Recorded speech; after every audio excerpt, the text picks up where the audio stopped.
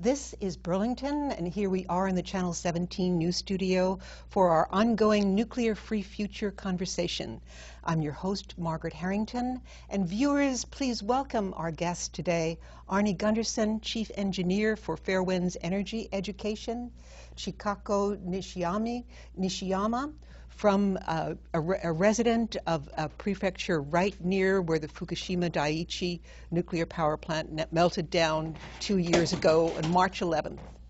And our special guest here is Chiho Kaneko, who is an artist and a journalist who has been reporting, giving an eyewitness report of the disaster and the terrible accident in Fukushima Daiichi. Welcome, everybody, and thank you so much for coming back, Arnie, and thank you so much for coming here a long way from Japan and to tell us, to give an eyewitness report of what happened.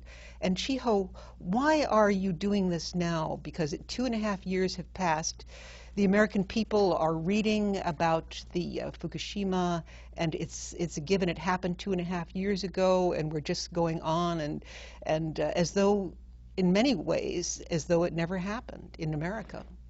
Well, I think because I'm from the northern Japan, prefecture called Iwate, it was devastated by the earthquake and tsunami initially, and now also influenced by the fallout from the reactor accident. It really affected, the place that I know very well and people I know, my family, for instance. And so I was not really I didn't set out to really get involved per se, but just because, I wanted to learn more about what was really happening in Japan, and I started to talk to people and learn, read, and by learning more, I realized this is basically a disaster and crisis, not just for Japan, but for the world. And so that's why I'm continuing to learn and share what I'm learning. Okay, and when did you first find out about Arnie Gundersen and Fairewinds Energy Education? So when the accident happened, or first the earthquake and the tsunami happened, I was in Vermont, but getting ready to go back to Japan 10 days later. And so I was watching a lot of information on the internet. And, but the reality of what was happening at those reactors, the facts are not really coming forth. And so I was researching on the internet and I realized that a lot of people actually getting information right from Vermont, from Mr. Arnie Gundersen. And so that's, first I really realized that he was disseminating very credible information. And Arnie, tell us about those first days of what was coming out of Fukushima Daiichi. Well, the accident happened on a Friday. And I woke up and it was 8 o'clock and I'm getting all this information about an accident. And I told Maggie, I said, I've got to watch this. And I knew by about 10 o'clock our time that there was going to be a meltdown. There was a plea went out for extra batteries. And that's the batteries are what keep all the instruments running. So if they didn't have batteries, they had no idea what was going on inside the plant. They weren't cooling the plant. So for me, it was obvious. Now let's go 13 hours ahead back to Japan. And what happened at 2 o'clock in the afternoon, which is, we're in bed. It's around 1 o'clock in the morning. But 2 o'clock in the afternoon in Japan, there was an earthquake. A huge earthquake 120 miles away from the plant out in the ocean. And about 45 minutes later, a huge tsunami came in and hit the entire coast for more than 100 miles. At Fukushima Daiichi, the wave was, the ocean rose by 45 feet. And the wave that came with the rising ocean was 150 feet high. So the wave actually went entirely over the nuclear plant. But the fact that the ocean rose by so much completely flooded all of the safety-related equipment. So in the middle of the night while I'm sleeping, they had lost all of their ability to cool the plant. I wake up in the morning and I understand that this plant is going to melt down. So that was the 11th. And then on the 12th, one day later, early in the morning Japanese time, there were numerous extraordinarily high radiation alarms going off. And on the 12th, there was the first explosion. Unit 1 exploded. 2 days later, Unit 3 exploded, and the day after that, on the 15th, Unit 4 exploded. So we had 3 of the 4 nuclear plants exploded on TV. The other one exploded too, but we didn't see the explosion. All of that released enormous amounts of radiation, and most of it went out to sea. 80% went out to sea, thank goodness. If the wind had been blowing the other way, like it does sometimes in Japan, Japan would have been cut in half for hundreds of years. It would have been uninhabitable across the center of Japan for hundreds of years. The plume that did hit land, the 20% of the radiation that did hit land, went predominantly to the northwest. And meanwhile, Chikako is there right near the nuclear power plant. And you're watching television. Tell me about 事故の that. 直後っていうのはどんな風な状況だったの、テレビとかでそういうニュースを見ていたんですかって簡単に説明して。テレビでは12日の夕方から見てまして、その時に爆発ということが分かったんです。12日の夕方爆発ということを見て、その前は富岡町を避難、津波地震の避難で受け入れてたんですけども、はい。So she was, her village is a little bit inland, so they weren't directly hit by the tsunami. So initially, the first day, during the first day, and maybe early part of the second day, her village was busy just receiving refugees from the neighboring town of Tomioka, which was on the coast and devastated by the tsunami. And then, so the first time she had any idea what was, something was wrong at the reactor was on television. That was the evening of the 12th. Oh my God! And Yeah. is this a good time to show the map there and where Sure. Chikako is living? Is this on now? Yeah. Yes. Okay. So this is the sort of Tokyo is right here, and epicenter of the earthquake was here. And then, so that's my home is here, my parents, and this is where Chikako used to live, right here. And the reactor blew up right here. Does that, yeah? So where the bright red is where the reactor was. And offshore, 100 miles, is where the earthquake occurred. About right here, I think, somewhere, right? Okay, to the northeast. Yep. And then you live a little further to Yes. the northeast. I think my sister right here, there's a little bit of hot spot right here. That's about 120 miles from the reactor as the crow flies. And As then crow flies. Chikako lives She 18 lives miles. 18 miles. And so the refugees are coming to Chikako's village. Yes, Right? from Yeah. the coast, right here. And where is the plume going? The plume was going this way, so it's going, I guess, the northwest. Yeah. But then, unfortunate thing, I mean, maybe you should ask her directly, but this is a story that she related to me already, so I can tell you. Is this about her evacuation? Yes, yes. So, should I tell? Or Yes, yeah. ask her, where were you evacuated to? So, じゃあ避難の経路なんですけども、結局最初は屋外退避ってことですよね。 15日の11日、11時頃、内退避でいたんだけど、その避難の決定は15日の夕方、避難先がわからないから皆さん自分で見つけて避難をしなさい。で、そこまでね。So on the 15th, this is the 3 days after the initial, explosion, right? The government finally told her village people that something, I guess the radiation level is high, that people are basically ordered to shelter indoors. But that order was short-lived, and I think by that evening of the 15th, I guess the government told villagers, get out. But then they didn't have any particular place for people to go to. So people were told to just leave on their own. And what was the communication? Was it through TV? Were you watching a television どういう station? ふうな形でそういう情報が住民に渡っていったわけですか？私たち聞いたのはその役場からの防災無線ということで、Okay. So public, like a radio communication system from the village hall.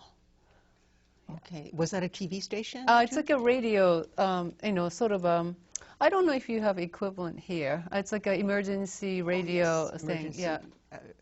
Announcements. Yeah. But there was a television station, wasn't there, where initially? テレビではそういうことは言ってなかったわけですか？言ってませんでした。 No, there was no information. まあ見てなかったし。 Well, she wasn't, I guess, maybe Well, on the paying day attention. of the earthquake, most of the electricity had been ruined そう because 電 the 気はなくなら transmission なかったん towers ですけど、 collapsed. 川内は電気は for some 大丈夫だった。 reason, her village did not lose power. Ah. So Okay. she was able to watch television. Now, what television station was she watching? どのテレビ局ので情報を得てたんですかって。情報はまあ携帯もダメだったし、テレビ電話はどこのもダメだった。局、何テレビだけ。どこの局を見てたんですか？ NHK。 NHK. NHK. Yeah. Now, let's put this in perspective. So the accident happened on the 11th. I know there's a meltdown, and many experts in the United States knew there was a meltdown occurring. I was called by CNN on the morning of the 14th, and I was on CNN on the 14th and on the 15th, and I was saying that you needed to evacuate people out to 30 or 40 kilometers, which would have been her village. Oh. So, Wow. And I think the other piece of that is that our government was also downplaying the accident. The Japanese and the Americans were saying this is just as bad as 3 Mile Island, but no worse. And on the 15th, I was saying this is as bad as Chernobyl, even though the Secretary of Energy was saying that there's that this is like 3 Mile Island. So and the difference is 100 or 1,000 times worse. So in public, the Americans were doing the same thing that the Japanese were doing. They were not telling the people the truth. But experts within the Nuclear Regulatory Commission, my friends, we understood that people needed to get out quickly, and that the most massive meltdown we've ever seen, 3 nuclear reactors were melting down, was happening right before our very eyes. And meanwhile, Chikako was there in her own village, right, and not yet evacuated. Tell me about where you were evacuated to. And じゃあ西山さん自身はどちらの方に避難されたんですかって。私は仙台の方に、まあ息子がいたので、まあ16日にコミュニティは郡山の方に。あ、そうか、そうですね。私は仙台。So Use the mouse when you. So on the 16th, her village officials actually secured another city within Fukushima to sort of accept 600 a bunch of refugees from the village. So basically, so use the mouse, please. Yes. Okay? Oh, sorry. Yeah. Right here. Yeah. Oops. How about this? Can I use that? Okay. Yeah. Can I use Of the pen? course. Yeah. So this is a close-up of the map, and this is her village, Kawauchi, and this was on the 16th. So the accident is 5 days old, and Yes. she's still there. Yes.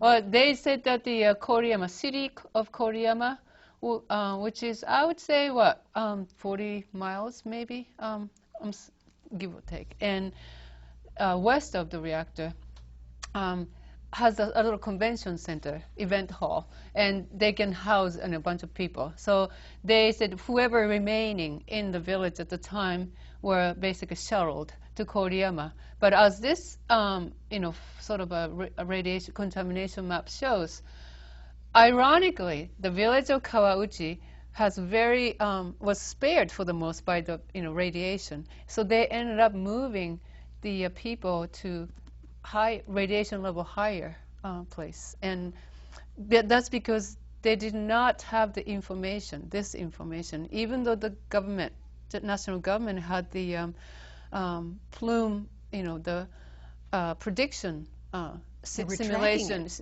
tracking. I mean, combination of weather forecast and wind direction and what was happening at the reactor. They had some kind of a prediction model available, but it was not released in time. Well, in fact, it wasn't released for a long time, and because they didn't want to cause panic in the public. That's what they say. But because of the lack of information, people just moved to area where the radiation level was higher. Chikako herself actually went north, Sendai, which is the prefecture north of Fukushima, because that's where her son was. Mm-hmm. So she would have driven through the worst of that radioactive plume.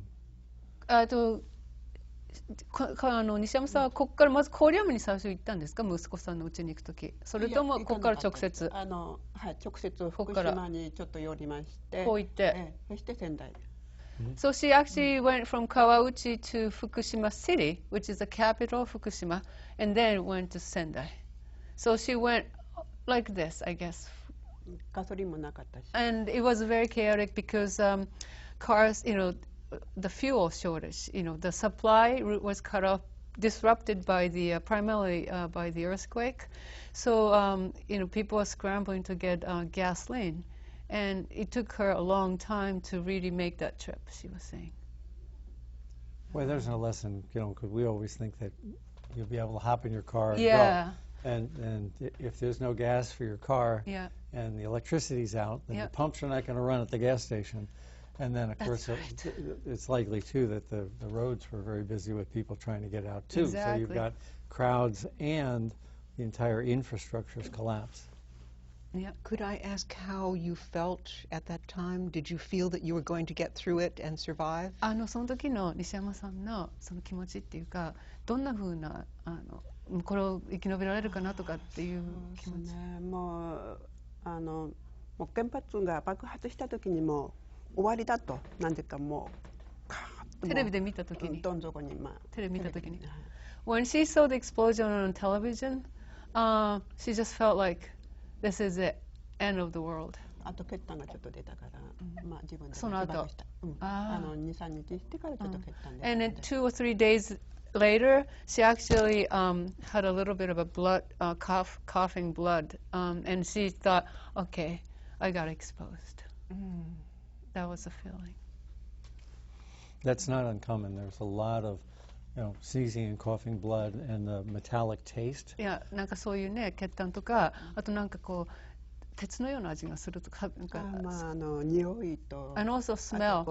And also stinging sensation on the skin. 匂いがね、独特の匂いが。It's very peculiar smell. The smell is peculiar. And you were not in the worst of it. でもこれ見ると、その西山さんよりももっとひどい人がたくさんいたってことですよね。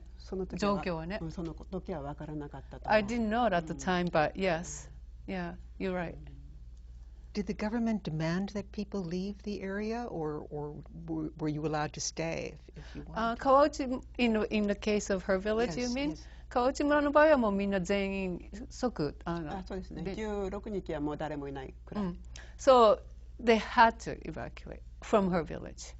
So after the 16th, I think pretty much everybody left.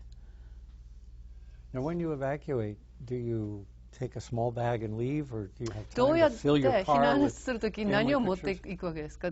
行くときですね。私はその12日に兄弟たちに逃げなさいって言ったときにもお米と大体そういう食料品を持ってったから。私自身は息子のところに行ってなんとかなるだろう。服とかは持ってったんですか？服とかも持ってったんですか？服？ただもう木のままって感じ。いやいや、私の場合は16日までいたから、その間にもいろいろこう詰めて日用品。So she was actually prepared to leave because her sister, who lived on the coast, actually came, the first day and then was staying with her. But because of the explosion, she realized that they had to go. So she had experience of ascending, and also her parents, she was telling me. So her sister's family and her parents' family actually left on the 12th. So she was sort of mentally preparing for the advent of, fleeing herself. So she was actually gathering a little sort of stuff in a small bag That's what she took with her. The reason why she stayed until the 16th, I have to explain, was because she was the at the time town councilwoman. I mean village councilwoman. So she had to make sure that everybody left before she did. Yeah. That was a big responsibility to be in care of a lot of そう other 議員 people. さんだったからやっぱりね、みんなが先に逃げなきゃいけないということですよね。ね、最後までこういようと思ってまし That た、ね。that was I was determined to stay until the very end. So was there panic from people? 村の人たちの様子っていうのはみんなどうしてるかパニック状態になってる。それほどパニックは起きてないし、事情が分かってる人はもうこれは大変なことだということは分かったけど、ほとんどの人はまあ知らない。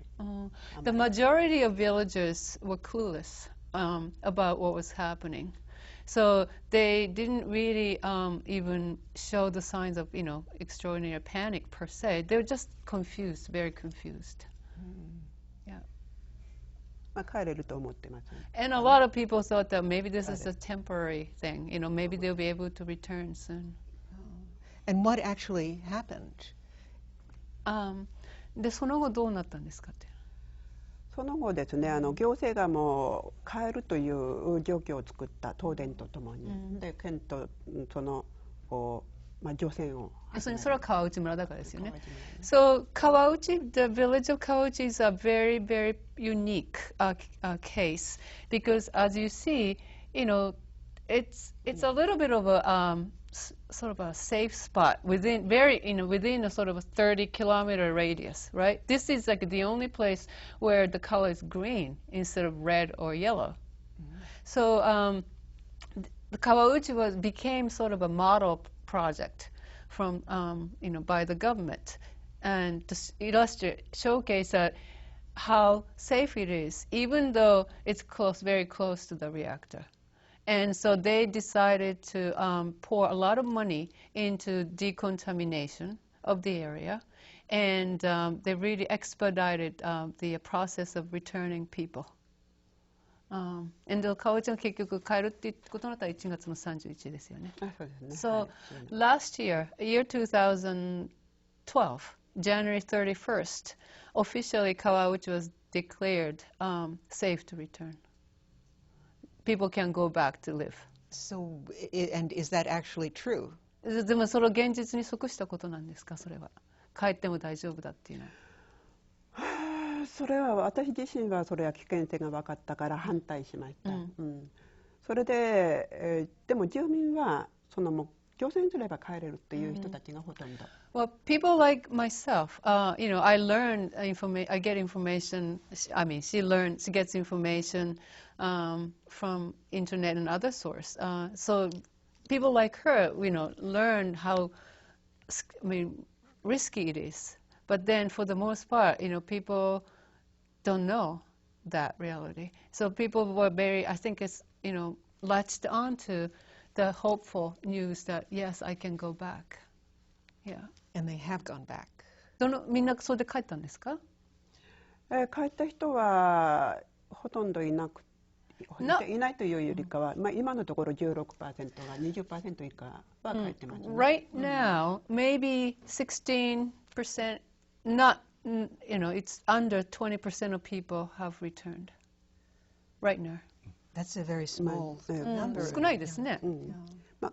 川内はもう偏僻だから村だから、その生活環境が整わないということで帰らないという選んだ人もいたんですね。結局郡山が便利。避難する間に。So, the reason why people haven't returned in mass, it's a little complicated because the Koriyama is a big city and it's a very convenient place to live. Kawauchi is kind of a rural, out there place. So for some people, once they got used to living in Koriyama, maybe they didn't have reason to rush back home.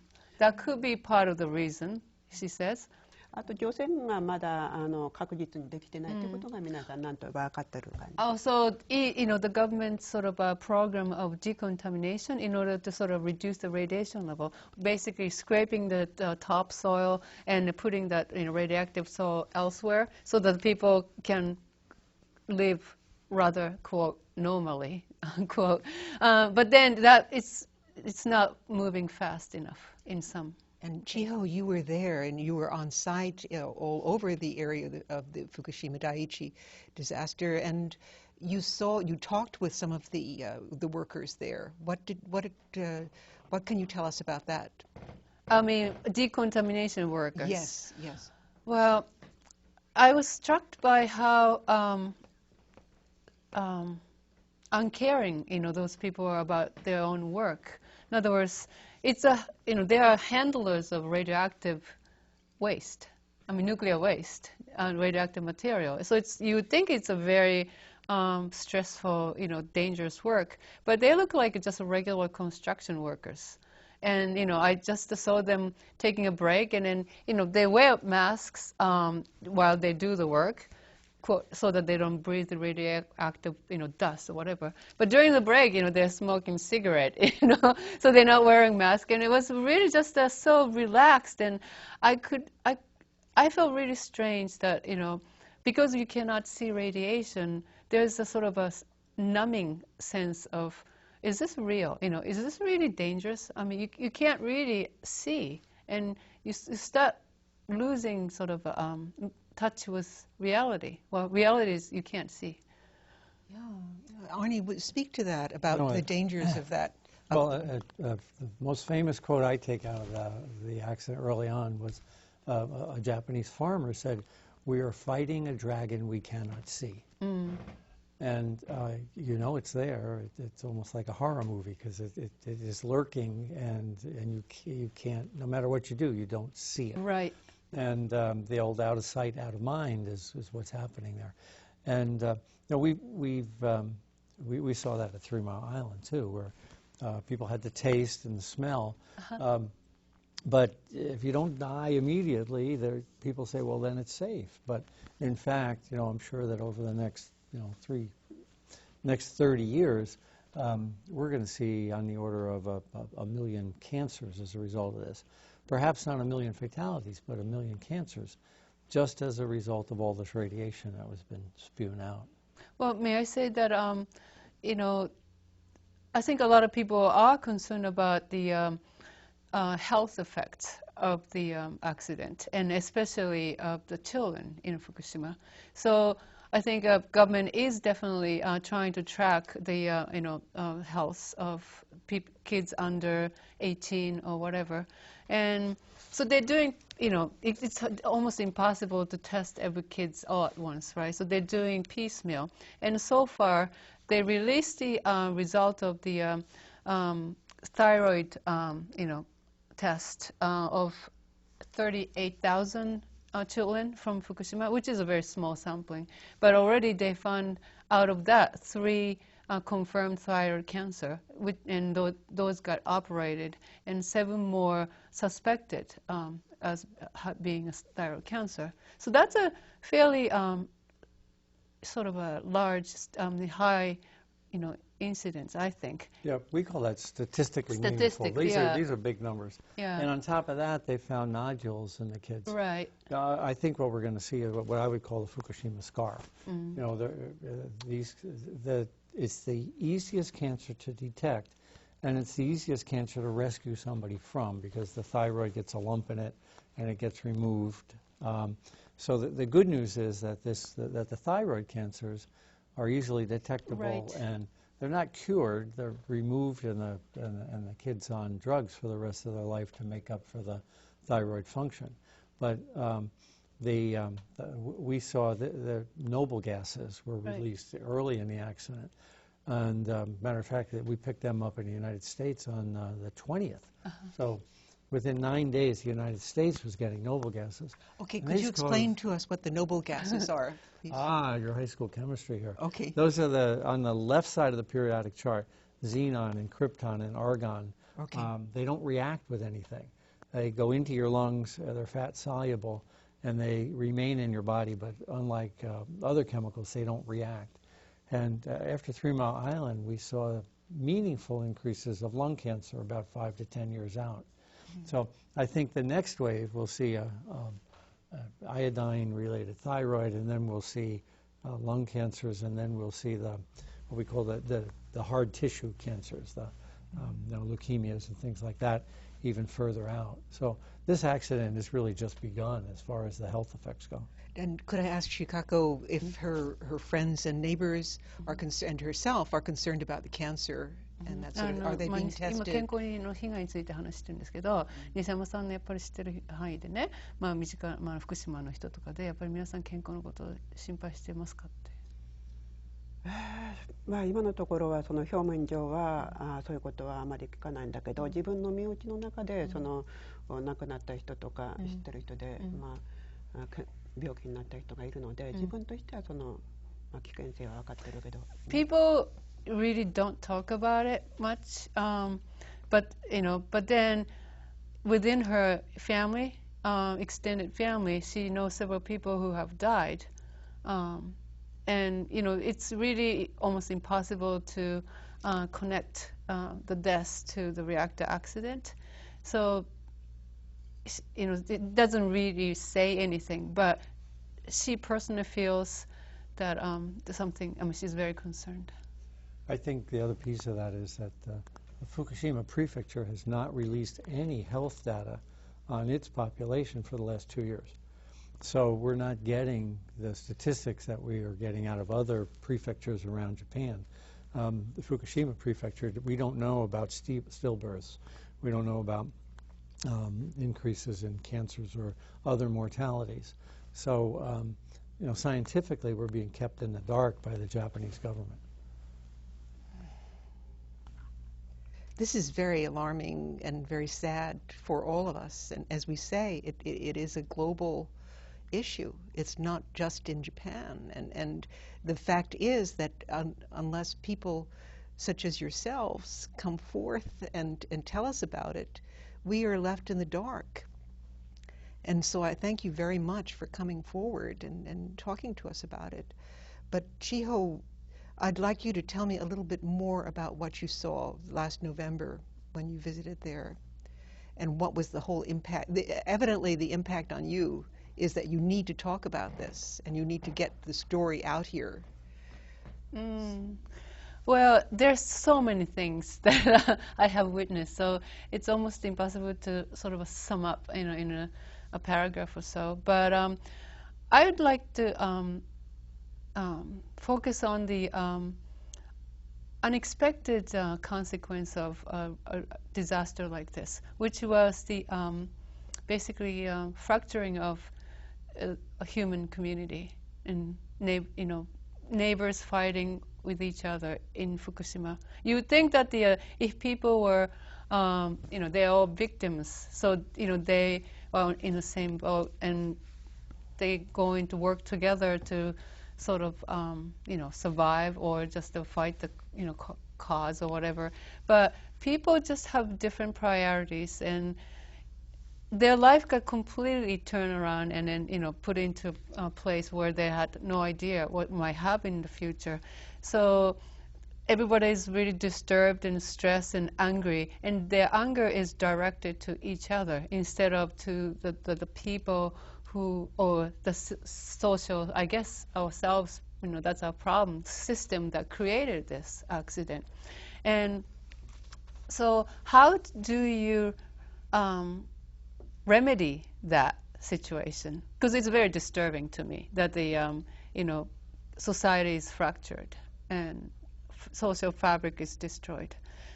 And I'm still searching that. So I tried to talk to people when I was in Fukushima, and the only sort of clue for that hope is that, well, maybe finding the true cause of the problem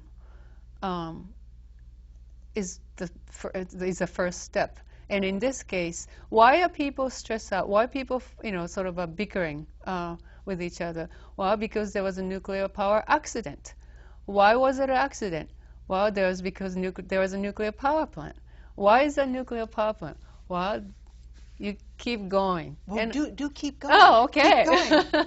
Yeah. Well, that's what I'm interested, So why do we have nuclear power? Well, I think myself is guilty, but we have this sort of a one-directional more and more and more kind of expectations about our life, right? I mean, we have a very comfortable life. We have homes and clothes and, I'm not starving. And what more do I need? We just have to start thinking about it. I mean, I have to start thinking about it. I think about it. I do. But then, so I think nuclear power was sold on the idea that the world has this, insatiable energy need. Is that really true? Well, maybe it is true, but is that okay? I mean, why do we accept it? I even want to go there. And also, another piece of the mix is that the nuclear power is a product of wars, right? Exactly. And why do people fight? There's a lot of money to be made in wars. That's a part of it. And I think a lot of our economic, system is based on that money, and which is closely tied to military. And I'm sorry to say, but that's, to me, is really the root of the problem. Mm. And I have to be very honest that there's something really not okay about it. Exactly. And you have a mission, right? What? Do you have a mission? I don't have a mission. I just want to find out about it myself. And I don't think anything I say is going to change the world, anything. But it doesn't excuse me from not witnessing and sharing. And it's really up to individual person to think for himself or herself. That's all I can do.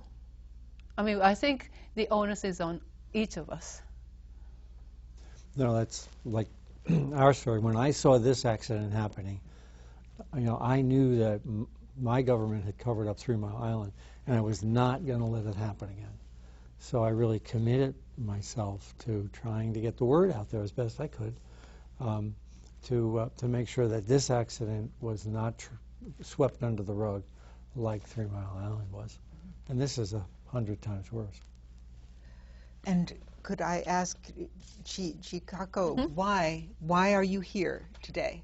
Why did you 西山さん come? はなんで今こうやってアメリカに来ることになったわけですかって、今ここにいるっていうのはどういうね、流れってそこまで詳しく質問しなくてもいいけど、これはどういう意味を持つじゃあ活動家が、川内に対してその寄せ書きを書いてくださった。そして私は反対してたから、私がそのご縁があった。そのことを話せばいいですね。それで私はもう何かこういただくということと同時に、やっぱりこういう状況を皆さんに知ってほしいという思いもあって、そしてたまたまその千穂さんがつながってるということで、私は聞いてほしい。So the beginning of her visit was actually people in Vermont and Massachusetts. Around the second anniversary of Fukushima, earthquake, Great Eastern Earthquake and tsunami.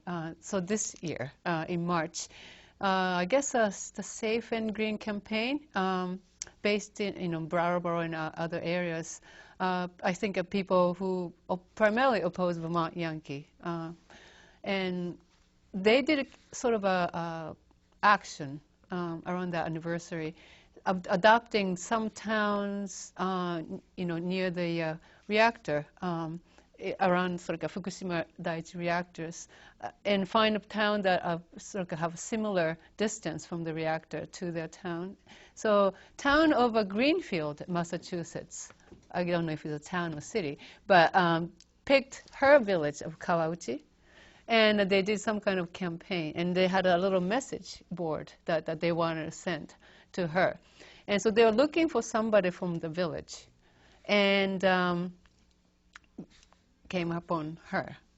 So instead of sort of having it mailed to her, she said, well, maybe she wanted to come here and receive it in person. And so that in turn would give her opportunity to tell the world or tell people in the United States what's really happening. That's why she's here. Oh, thank you very much. Thank you for coming here to tell us. And Chiho, thank you so much for everything that you've told us today. And perhaps you will come back again to this nuclear-free future conversation and tell me how the people in America are reacting to what you're saying right now. Because it's very, very important that this information gets out. Because it's as if we are sleeping here.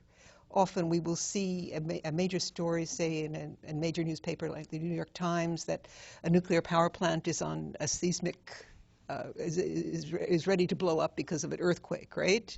And then we forget about it. Or else even in the article it says, but this has a chance of never happening. So that things pass through us, and it's as though we're seeing through a glass darkly here. And when you come, and of course with Arnie's ongoing efforts in this, and you coming here, Chikako, thank you so much for shedding light on what is happening. And at the same time, when you're saying that society is unraveling in Japan, at the same time, people are coming forward. That is so true. Yeah. And connecting. Yes. Right? And that's so important. Yeah. And so on behalf of my viewers, I thank you very much for coming and talking to us today. And please come back. Thank you all. Thank you, viewers. Goodbye for now.